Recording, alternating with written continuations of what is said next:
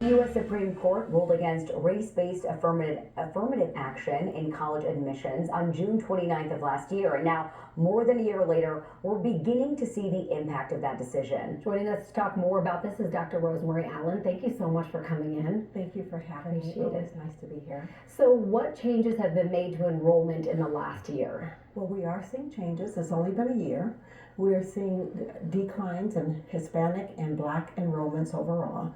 For example, MIT has experienced a 15% decrease in Black and Hispanic enrollment. Harvard, about 22% decline. And for instance, UNC at Chapel Hill, a 25% decline. What's really interesting though is while we've seen Asian students decline in terms of enrollment, in some areas, increase in some, but it's been so concerning for the students for fair admissions. The organization that brought forward the case to ban affirmative action, that now they're so concerned about the decrease that there are threats of another lawsuit coming up. Can I ask you, Dr. Allen, where are the numbers going up, those percentage points with the decrease in Black and Hispanic students? It's across the board. The data is just really inconsistent. It's only been a year.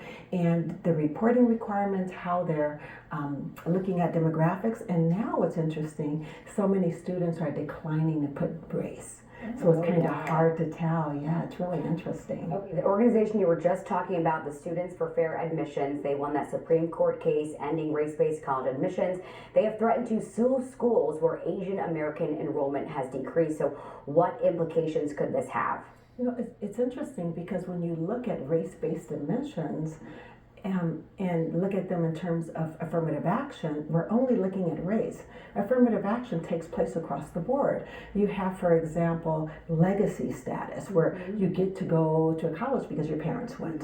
Alumni, extracurricular activities. So what happens if you don't look at all affirmative action, then the white population can actually increase and the students of color can decrease. So even in California, they've decided to look at all affirmative action to kind of level the playing field. Why do you think they're leaving out what ethnicity they are in the applications? You know, that's a really good question, Corey. When you look at equity and how equity is implemented, people perceive that if I give this group a chance, then it's going to decrease my chances.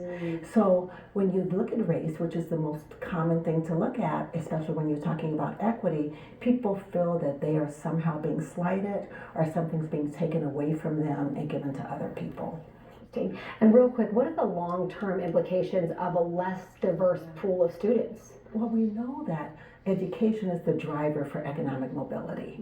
The higher level your education, the higher paying jobs you will get. So when you don't have access to these opportunities, then your chances of having higher earnings, a better job, they decrease. So communities of color are going to have a really hard time, and we already know about the economic wage gap, the difference between net worth. So we may see that widen, which would be unfortunate. And then again, negatively affecting these generations, these minorities, and it kind of starts not a great cycle. Absolutely. Yeah. Yeah. And then, you know, the other thing that we don't talk about, America's becoming increasingly diverse. We have to prepare our students to live in a diverse world.